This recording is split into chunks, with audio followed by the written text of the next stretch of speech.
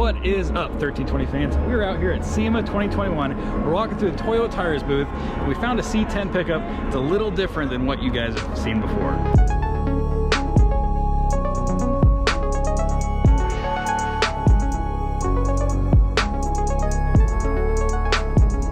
What's up, Don? Hey man, how you doing? How you doing, man? What's going on? We got Don from Salvage to Salvage to Savage. Yeah, Salvage to Savage. We're in Boca Raton. Tell us about what this creation has you have behind. Where do you want to start? Okay, what did it start life as? What was it? All right, so this was an 84 C10, just a regular pickup truck that you would find anywhere. And then Tim Osiri was over there, had this idea of building an electric truck. And then Mike Larry, the owner of the business, were like, let's do it. So they came together, and then we stripped the body off. That got rid of the whole frame. And you come back here, I'll start showing you how we did it. So the whole basis of this thing is a Tesla battery pack. So the battery pack got put on the jig, and we pretty much built a race car frame over that. So you built a chassis around the Tesla stuff, and then put the body on it. The whole cab was perfect. The cab actually sat over the battery perfectly. So all we had to do was we put some square tubing, and from there we did all our 1 5/8 Dom tubing and chromoly over that to make it like a race truck. So here's the battery, and then from there we used Tesla IRS rear end, which just bolted to our frame. And then in the front, things got a little dicey because the motor itself wouldn't fit in the front. So after we tied everything together, we had no room for the inverter. So we actually took the inverter apart, made a custom cap for it, and bolted it to the top. It looks wild right there. Yeah, I mean, this is the coolest part of it. This is where I get really proud. So Tim Osiri built all the fascia for this. I did all the tubing for it. We all came together. It's all Corvette front suspension that ties everything to the Tesla motor. Okay, okay. Is it Corvette C5, C6, something? Well, it's all C5 standard stuff in the front. Gotcha. And then from there, we actually think we're going to end up changing all this to doing like a push rod suspension later on in life. Okay. Because we have to be able to adjust this for show height and then go racing, because we want this to be like a multi-tool. But this is full-time all-wheel drive. Both front and motor work together. With our tuning of this, it should be around 800 to 900 horsepower, like 12 to 1,300 foot-pounds of torque. So she should rip. Theoretically, this thing should be like 9.3, 9.4. And do some rowdy all-wheel drive burnouts. Yeah, the cool part is we can physically reverse the polarity on one motor so they spin backwards. Really? So spin both motors backwards and do donuts. That'd be freaking cool. Or we can put it in rear-wheel drive if we want to save electricity, or we can put the all-wheel drive on. Okay, so you said you came from drag racing. You want to do everything with this car. What is everything? What do you want to do with the truck? I personally want to drag race. I like drag race. The other guys want to autocross. And you kind of see our cage kind of reflects this. So we did a lot of SCCA stuff, and then we kind of did like NHRA. But it's an 850 style certified cage. It's all tucked in. It's got all the hoops to be 850 certified. And then we went a little bit more artistic with the bars on the side.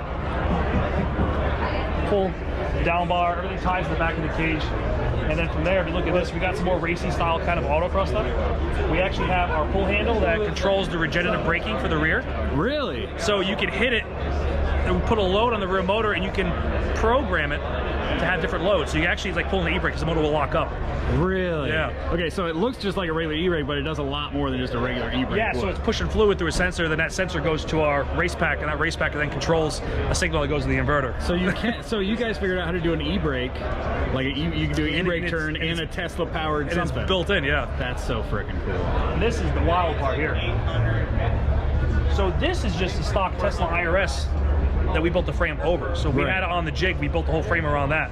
So this is all stock Tesla stuff back here pretty much. What are some other key features you want to highlight? I want to show you this. Okay.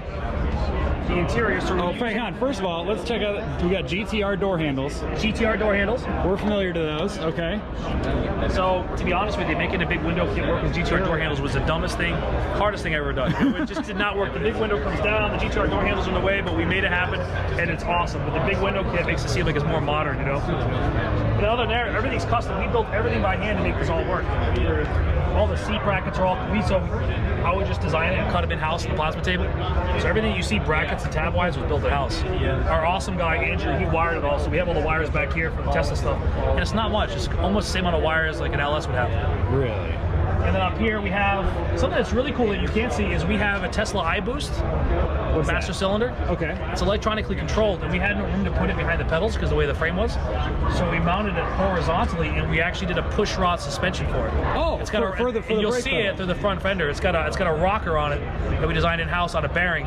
So you push forward and it goes to the side to the Tesla iBoost. That's wild. And that's all under that box. And you got your Tesla, is that a Tesla screen or just another screen you put in there? Yeah, so the Polycup controls the screen, and in the screen we have a full blowout of what's going on with the car. We have tire pressure on. We have all the inputs and outputs on the screen itself. We even have a map on there. You can control music.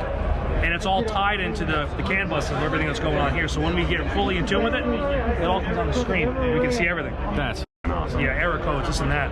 All right, so we know a lot of manufacturers have already said that they're going to stop with gas-powered engines here in the next 10, 15 years. And you just built this out of a classic Chevrolet. A lot of people might think this is sacrilegious. I think it's cool. Where do you think this is going in the future? Do you think we're going to see a lot more electric swaps like this, Tesla swaps? Yeah, here's my thing, man. It's like, I love gasoline-powered cars. Same. That's where I grew up. That's where I get turned on from, you know? But my whole thing, hot rodding, is about building things that you love, you're passionate about. Whatever the power plant is, just do it and have fun with it. Yeah. We actually got a lot of hate on this because it was electric powered. We're not going against gasoline. We just wanted to have fun and push these things. Sure. So my whole thing is, if these things can be fast, let's do it.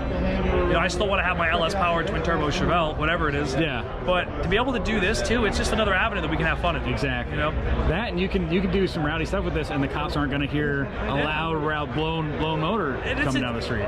People get such a bad vibe about this, how hard it is, how dangerous it is. I mean, this, when you really get into it, it's not. And I hope to see everything work. I want to see electric cars work. I want to see our gasoline power stay around, you know? So whatever it is, hot rodding, the pinnacle of it is do what you love, man. Find out what you like, go for it, and have fun. So hell yeah. Enjoy it. That's a great message. Yeah. Thank you very much for giving me a rundown on the truck. We love this thing. Oh, thank you, This man. thing's awesome. It means a lot coming from you guys, you know? Yeah. If we could get some footage of this thing doing some rowdy stuff, we would love it. Shout out. They're not here right now, but the main man, Mike Rolleri, he's the guy who owns the truck. It was him that put this whole thing together, got the team in. Tim Mosiri, he's the other lead fabricator who actually put most of this together and his thoughts and had the frame laid out. I mean, he's just, the guy's incredible. You got to look him up. And then Andrew, the guy who actually wired the truck. You know, we lucked out. We had a great team that come together. Right. Every day we were like 7 in the morning, 10 o'clock at night working on this thing. So if it wasn't for them, this wouldn't be here. So shout out to them. Well, thank you again for bringing the truck out. Thank you, buddy. Don, have a good Love one, ya. man. Later, buddy.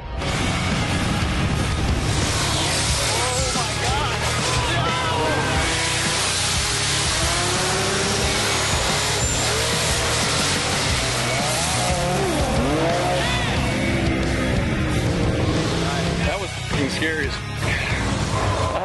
oh my god.